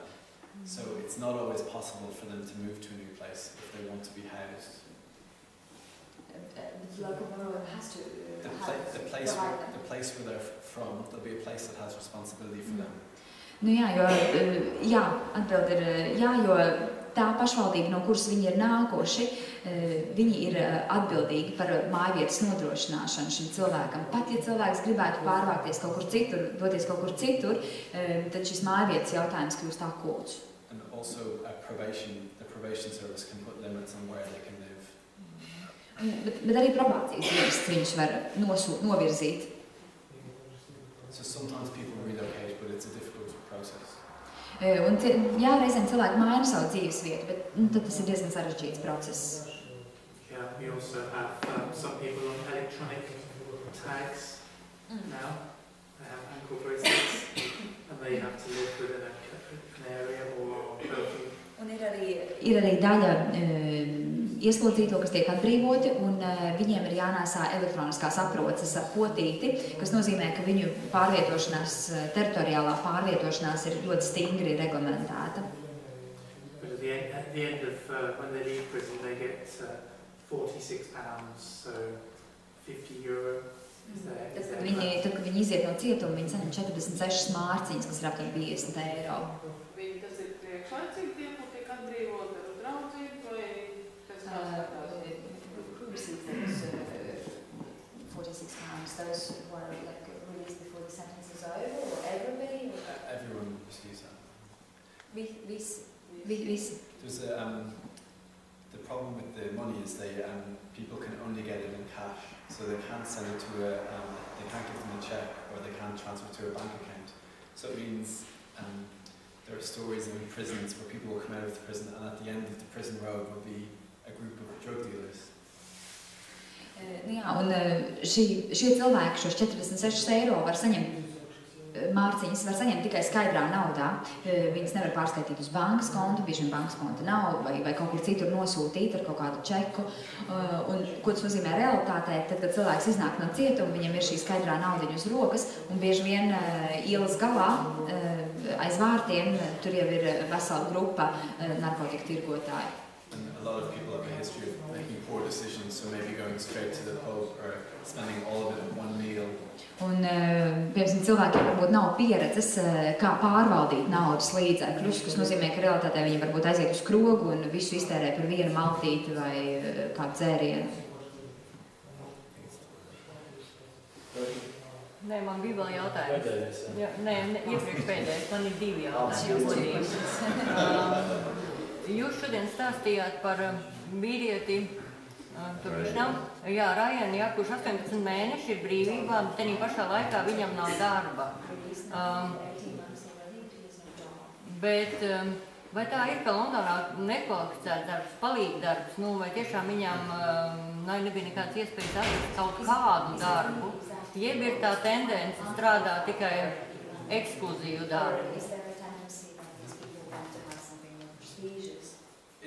In his case, that before he spent a lot of time in prison, he was a chef, so he managed the kitchen of a big hotel.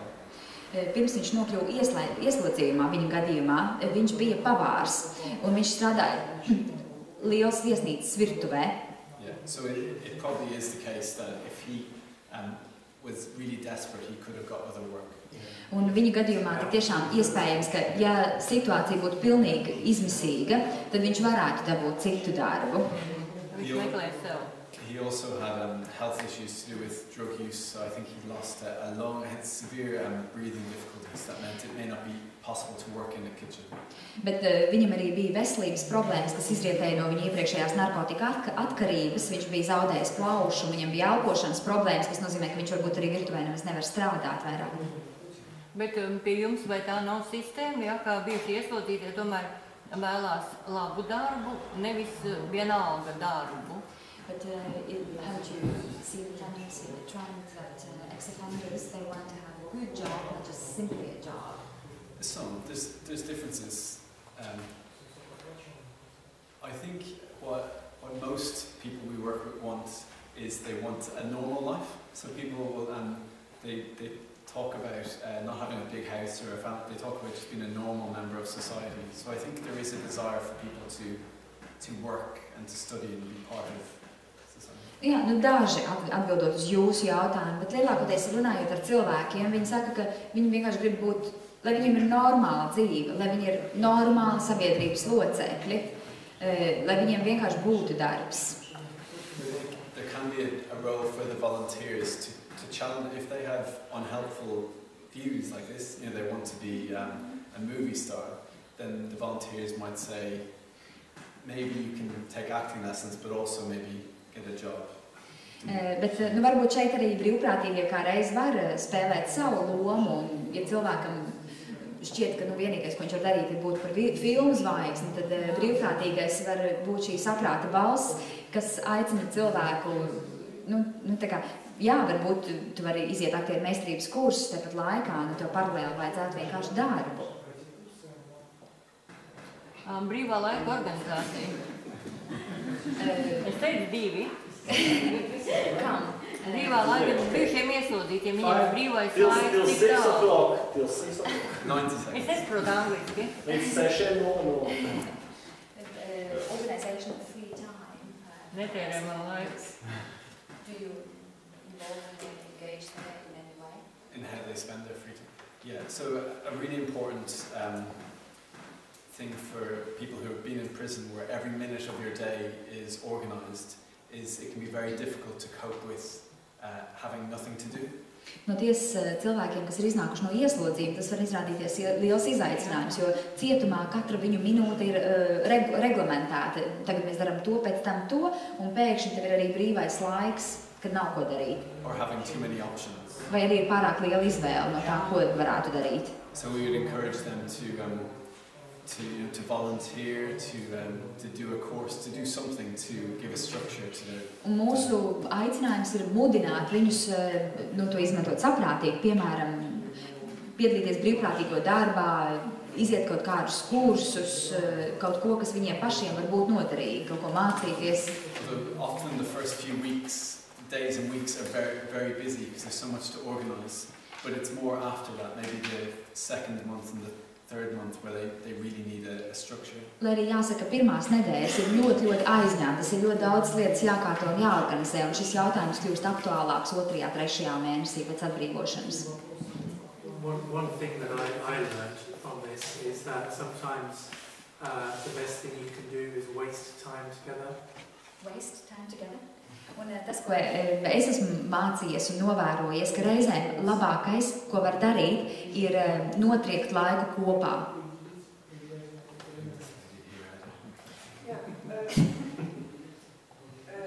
Kā, es saprotu, ka vairāk par pusi šo cilvēku organizāciju strādā nokļūst tādu ieslodzījumā. Kā viņi to pārcīnās? More than half of the people that you work with that are involved in these programs return to prison. So how do you cope with that? So more than about half of them don't make it to 12 weeks. So they don't complete the program. Es nezinu, par kurā brīdī jūs to dzirdējāt. They refer to something that was told yesterday. Okay. So these are the statistics for the general population. So our hope is that our guys do better. But do you have any evidence? No. Šie cipari attiecās uz visiem bijušiem ieslodzītiem kopumā. Un mēs ceram, ka tie cilvēki, kas ir izgājuši mūsu programmu, ka viņiem klājās labāk. So we've had, for slightly technical reasons, it's hard to get a reoffending right. Un tur ir, zinām, tehniski iemesli, ļoti grūti identificēt šo te recidīvu, šo cilvēku vidū. The government body, they will only want information for people who were released more than 2 years ago. Yeah. So you need big numbers of people and numbers from the past, or else they can't give you statistics. Jo ļoti grūti izvilkt statistiku tieši par šiem cilvēkiem, kas ir izgājuši programmu un vai viņi ir atkārtoti pārkāpuši likumu. Statistika ir apkopojošāka savā raksturā. So we can't do it on a. We can find out if someone is in prison right now, but we can't find out for all of our group how long they were out of prison. Mums nav tādu rīku, lai pārbaudītu to. Mēs varam noskaidrot, vai viens konkrētais cilvēks šobrīd ir cietumā vai nav, piemēram. Bet ne tādu kopīgu. Discussion is closed.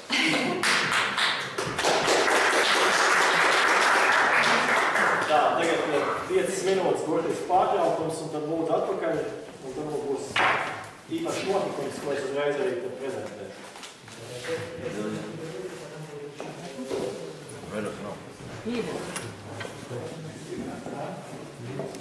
Bijušiem ieslodzītiem, piemēram, pārvākties no vienas vietas uz otru, tīri praktiski ar mēblēm un tam līdzīgi.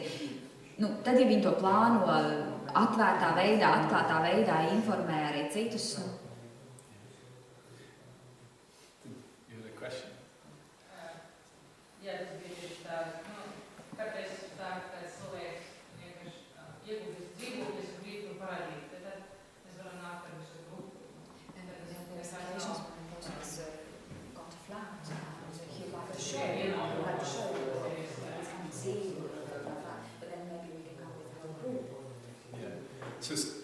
So that might be one of those situations that the group would discuss, and they would discuss with me, hopefully.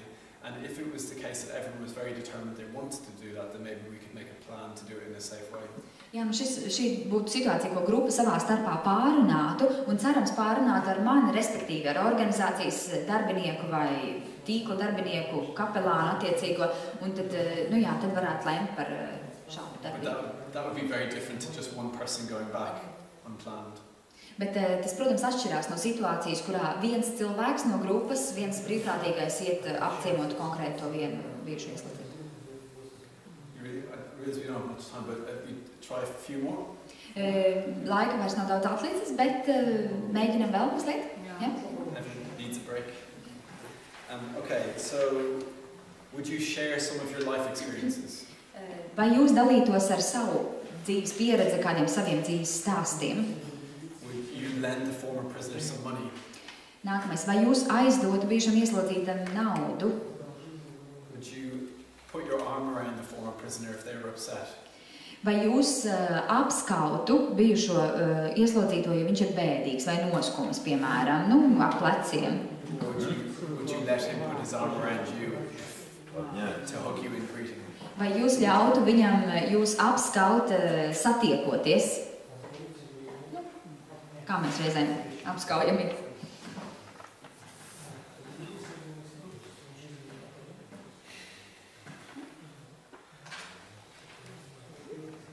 Tagad es runāju, ka viņš ir bēdīgs, apskaut. Nav tā, kā mēs, kā bērni mammas apskauj vai tā, bet, ka mēs sakam, nebēdājies, tā.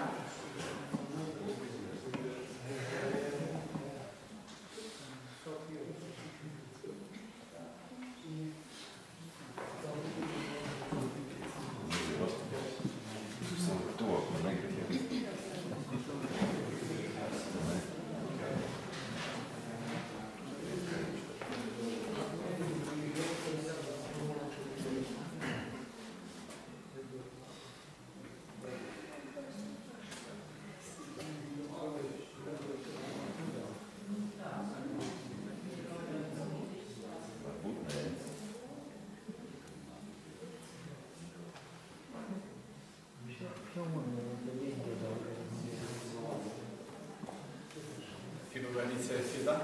Gatavi? Yeah. Okay. So share some of your life experiences. Stāstīt par savu dzīvi. Yeah. Does everyone think yes? Vai visi domā jā? Pirmais stāstīt par savu. I think that's a really important thing. I think people sharing experiences can be very powerful, but also the aim always has to be what is best for this person. No tiesas taisnība. Cilvēki, kas dalās ar savu pieredzi, tas var būt ļoti iedvesmojoši un stiprinoši, bet vienmēr jāpatur prātā šis galvenais mērķis un uzdevums, kas ir labākais šim konkrētajam cilvēkam, vai tas viņam palīdz. Because we have had experiences where volunteers want to talk too much about themselves and they want to kind of unload, and this isn't to the benefit of the person they're supporting and could make them uncomfortable. Jo mums ir bijuši mūsu pieredzē gadījumi, ka brīvprātīgie stāsta ļoti daudz par sevi, un viņi runā daudz vairāk šajās tikšanās reizēs, un kā atvieglo gandrīz vai savu sirdi, bet tas var būt ļoti mulsinoši un nebūtu iedvesmojoši šim bijušajiem ieslodzītiem. So we have to trust the volunteers to do this appropriately, to do things in a way that will be encouraging. Un mums atliek vien uzticēties brīvprātīgiem, ka viņi to dara ļoti pareizā veidā, saprātīgā veidā, kas iedvesmo šos te cilvēkus. And I also believe it's possible for people to do this and to connect with people. You don't always have to tell them specific stories, so you could tell them about like feelings you'd had or things, and you don't actually have to tell them the details of what happened to you. Un daudz situācijas, kurās jums nav obligāti jāstāsta par konkrētajiem notikumiem ļoti detalizēti, bet jūs varat stāstīt par savām jūtām un sajūtām, par to, kā jūs konkrētajā situācijā jutāties, neiegrimstot tās situācijas detaļās. And this is a skill job that we expect our volunteers to do, to be able to share in an appropriate way. Bet šī ir prasme, ko mēs arī novērtējot brīvprātīgos skatāmies, vai viņi spēj dalīties pienācīgā veidā, šai situācijai attiecīgā veidā. So lending the person money. Aizdot naudu. So this is again, so I think Andy said in the 1930s pact made this rule, but for good reason we found, because this is something that volunteers have done. This happened every few months. Someone will say they were in a desperate situation and I gave them the money. Nu jā, vakardien jau Endijs arī savā prezentācijā teica, ka pakta organizācija šo noteikumu ievies jau 1930. gados par to, ka nauda viņa bijušiem ieslodzītiem netiek dota, bet, protams, ir arī mūsu pieredzē situācijas, kur brīvprātīgie varbūt ir aizdevuši naudu un teikuši, jā, bet cilvēks ir pilnīgā izmisumā. But for very good reasons, it's almost always unhelpful. Bet tas nekad nenes labumu, tas nav palīdzīgi tam cilvēkam. So most of the men we support will have substance use issues, so drink or alcohol, and for them, giving them cash could be very unhelpful. Un ļoti daudziem no viņiem, kā jau mēs runājam, ir bijušas atkarību problēmas, narkotikas vai alkohols, un dot šiem cilvēkiem skaidru naudu, tas nenozīmē, ka mēs viņiem palīdzam. The other problem as well is that it changes the relationship. So we've had lots of groups where they look after people, they give them things at the start, and it makes the relationship transactional, where every time they meet they expect something. Un tas maina arī šo te grupas atmosfēru un dinamiku un attiecības grupā, jo ir bijušas gadījumi, ka ja cilvēki dod viņiem kaut ko šo te attiecību sākumā, šo 3 mēnešu sākumā, dod, un tad beigās jau bijušiem ieslodzītiem liekas, ka šīs tikšanās reizes ir kā tāda bankas pārveduma, ka tu katru reizi no šīs tikšanās kaut ko sagaidi. And if this relationship exists where it's transactional, then it's the fault of the volunteers, not the prisoner, because the prisoner is in a desperate situation and it's natural to ask for things. Un, ja gadījumā šīs attiecības tādas grupā ir izveidojušās, tā nav bijušā ieslodzītā vaina, bet gan brīvprātīgo vaina. Bijušais ieslodzītais, viņa situācija tiešām izmisuma pilna, un viņam vajag, un ja viņam kaut ko vajag, viņš to lūdz. Tā nav viņa vaina. So we say to the volunteers, you cannot give money, but here are other things you can do. We have a grant scheme where if they can apply to PACT for a small grant, so we have other people who can support them. Un to mēs noteikti ļoti skaidri saviem brīvprātīgiem sākām, ka jūs šīs lietas nedarat, bet jūs viņus varat informēt par to, ka, piemēram, arī pakta organizācijā mums ir iespēja bijušiem ieslodzītiem pieteikties nelielam finansiālam atbalstam. Viņiem ir jāizpild attiecīgi pieteikuma anketa un tam līdzīgi. So we would do this quite regularly. So things like if someone goes to prison in the summertime but comes out in the winter and they don't have a coat, so we can get them a coat. Or if someone doesn't have toiletries or underwear, we can get them those things. Jo šādas lietas mēs darām. Piemēram, ja cilvēks nonāk ieslodzījumā vasarā, bet no ieslodzījuma iznāk ziemas laikā un viņam nav ziemas mēteļi, tad mēs viņam varam palīdzēt un nodrošināt viņu ar ziemas mēteli, vai tie būtu kādi higienas piedarumi vai apakšveļi un tam līdzīgi. By doing it through the organisation, we protect the volunteers. They don't have to say yes or no. Bet darot to caur organizāciju, tad mēs aizsargājam tomēr mūsu brīvprātīgos. Tie nav viņi, kuriem ir jāpieņem šis lēmums, ir jāsaka jā vai nē. What do people think about putting your armour in the prisoner because he's upset? Ko jūs domājat par šo uzmundrinošo apskāvienu, ja cilvēks ir norūpējies bēdīgs? Jā. Some yeses and some no. So again, this answer is no, but in some circumstances. Atbild nē, bet varbūt konkrētās situācijās, dažādos apstākļos. So it'll be almost always not appropriate. But if a volunteer reacts to a very tragic situation and gives them a hug, then we would understand why they did that. Gandrīz visās situācijās atbilde būtu nē, bet piemēram, ja brīvprātīgais ir uzzinājis par kaut kādu traģisku stāstu, traģisku notikumu, un tā ir vienkārši viņa reakcija. But our volunteers are mostly female, so we find this boundary of, we say no hugging is a rule. It makes people feel more comfortable and safer. Lielākā daļa brīvprātīgo, jāsaka, ir arī sievietes, un tāpēc arī šis noteikums, ka nekāda apskāviena un tā, tas pasargā arī pašus brīvprātīgos. And as well, for the next question was about them hugging you. Again, that's a tricky situation because you don't want to physically push them away, but also maybe it's appropriate to say to them, I'm not really comfortable with that. Un arī nākamais jautājums par to, ka šis bijušais ieslodzītais apskauj jūs satiekoties vai kā citādi. Āķīgs jautājums, jo, protams, ka jūs negribat pilnīgi norobežoties, jo viņu fiziski atgrūst, bet tomēr varbūt būtu pareizi pateikt, ka nē, es nejūtos ērti šajā situācijā. And we talk to our volunteers as well in these difficult situations to use humor, to say, I don't like hugging people, or however you want to explain. Un mēs stāstījuši brīvprātīgiem par dažādiem veidiem, kā to var pasniegt, piemēram, ar humoru, kad man vispār nepatīk apskauties ar cilvēkiem. Tā, kā to katrs pasniegt, tā ir. Do we have time to the last few? Yes. Pēdējie 4, ja? Okay, so this form one. Okay, would you hang around waiting for the former prisoner to call? So say they were meant to call you at 7 o'clock. Would you wait for a long time for them to call? Vai jūs, piemēram, jums ir sarunāts, ka bijušais ieslodzītais jums piezvanīs 7:00 vakarā, un vai jūs, tā kā turpinātu ilgi gaidīt, ka viņš jums piezvanīs? Yes. Jā, jūs vienkārši iekšēji gaidat, vai jūs tā, skatītos pulkstenī 1 stundu, viņš nezvana 2. Would you wait, if you arranged to meet someone in a cafe, would you wait for up to an hour if they were late? Ja jums ir sarunāta tikšanās kafejnīcā, piemēram, vai jūs gaidītu 1 stundu, ja šis cilvēks kavējās? Would you buy the former prisoner a bus pass? Vai jūs nopirktu bijušam ieslodzītajiem autobusu biļeti? Would you go to the cinema with the former prisoner on a rainy day? Vai jūs dotos ar bijušo ieslodzīto uz kino lietainā dienā?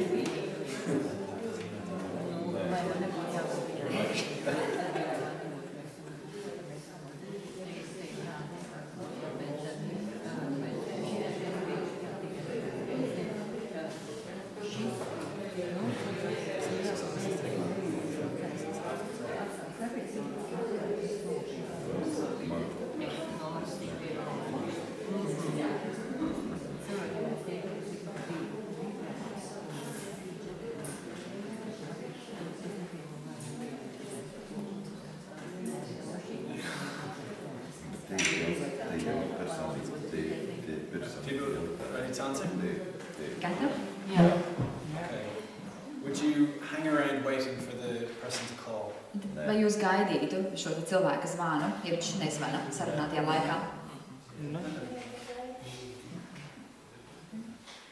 Nevajadzētu gaidīt, bet droši vien, ka gaidīt. This is the difficulty that we would say that the person should call when they say they would call. So we don't expect volunteers to give up a whole evening just waiting for someone to phone. Jā, ja cilvēki teikuši, ka viņi zvanīs vienā laikā, tad viņiem tas tā arī būtu jādara, un mēs nesagaidām, ka brīvprātīgie tagad mainīs savus plānus, ja šā zvana nav. And And the next question is similar, but would you wait for an hour if someone was late for a meeting? Un nākamais jautājums ir līdzīgs, vai jūs kafejnīcā vai jebkur gaidītu 1 stundu, ja cilvēks kavējās? Uzklāts galds te jāgaida. Sorry, atliks? Ja uzklāts galds te jāgaida. So again, we would say to volunteers, we don't expect you to wait for an hour, but often they do, and often the men will arrive after an hour. Nu, jā, tad pamatnoteikums vai mūsu gaidas no brīvprātīgajiem nav, ka viņi gaidīs 1 stundu, ja cilvēks teica, ka būs vienā laikā un kavējās, taču realitātē bieži vien brīvprātīgie gaida stundu, un realitātē bieži vien šis te bijušais ieslodzītais arī pēc stundas parādās. But it is complicated because if you wait for an hour the first time, you'll probably then wait for an hour every time. Bet sarežģīti ir tas, ka ja jūs gaidīsiet 1 stundu pirmo reizi un nogaidīsiet, tad jūs gaidīsiet katru reizi iespējams. Es gribēju jautāt, vai realitāte liecina par to, ka arī bijušais ieslodzītais gaida stundu?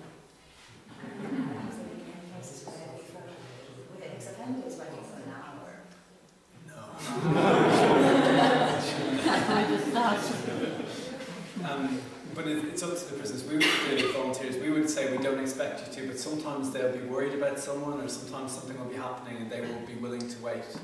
Nu jā, tad, kā es teicu, mēs brīvprātīgiem sakam, ka jums nav jāgaida, bet reizēm viņi ir satraukušies, uztraukušies par to, kas ir noticis, un viņi gaida. But they might say, if you're late next time. Bet viņi tikpat labi arī tajā reizē var drīkst pateikt, ka ja jūs kavēsieties, ja tu kavēsies nākamajā reizē, tad man vairāk. Would you buy the person a bus pass? Vai jūs nopirkt cilvēkam autobusu biļeti? Yeah. Okay. So we've changed a little bit. So what we do is we offer to buy them a bus pass when they come out if they need it. But we used to buy them a bus pass every week for 3 months. So partly because we don't have as much money as we used to have, but also because the person needs to find a plan for when we're not there anymore. Okay. Agrāk mēs pirkām viņiem šī mēneša biļeti tajā brīdī, kad viņš iznāca no cietuma, un tad tālāk mums bija ierobežotāki finanšu līdzekļi, un mēs viņiem arī nodrošinājām šo biļeti, mēneša biļeti uz nedēļu. Un kāpēc? Cilvēkam ir jāsāk meklēt kaut kādu veidu vai risinājumu, kā pielāgoties situācijai pēc šiem 3 mēnešiem, kad viņš pats būs neatkarīgs. But a bus pass on the first day can be a huge gift to someone. Bet, protams, autobusu biļeti pirmajā dienā, kad viņš ir iznācis no ieslodzījuma, tā ir vesela dāvana.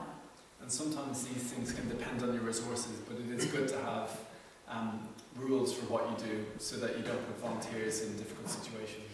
Bet te jāņem vērā arī pieejamie resursi, arī, kas ir brīvprātīgo rīcībā, un mums jāskatās uzmanīgi, lai mēs nenoliekam brīvprātīgos sarežģītā situācijā.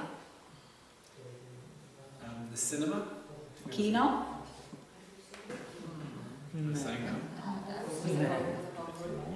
Yeah, so that's a good example maybe of that. What we say to the volunteers is that we don't think that's a very good use of your time.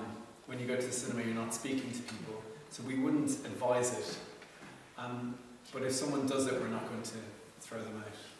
Tas, ko mēs sakam brīvprātīgiem, ir, ka varbūt tas nav labākais veids, kā izlietot šo laiku, jo atrodoties kino, jūs nesarunājaties savā starpā, nav šī sarunas un attiecību veidošanas elementa, taču, ja kāds izvēlās aiziet uz kino kopā, tad mēs viņus par to nemetam ārā. We wouldn't ever want them to do this on their own. Jā, un, protams, ka mēs negribētu, ka viņi, nekādā gadījumā negribētu, ka viņi to dara viens pret vienu, divatā, respektīvi ne visa grupa kopā. We prefer them to be doing something where they're speaking and engaging and getting to know each other. Mēs gribam, lai cilvēki vairāk laika pavada sarunās, kur viņiem ir kaut kāda savstarpējā interakcija. That's it. Very good answers. Paldies, ļoti labas atbildes. And it's time for lunch now, so I don't think we have time for questions, but maybe over lunch or if not, after lunch. Nu jā, un tad tagad mums ir pauze ar pusdienām, jā? Pusdienām, vēl kafijas.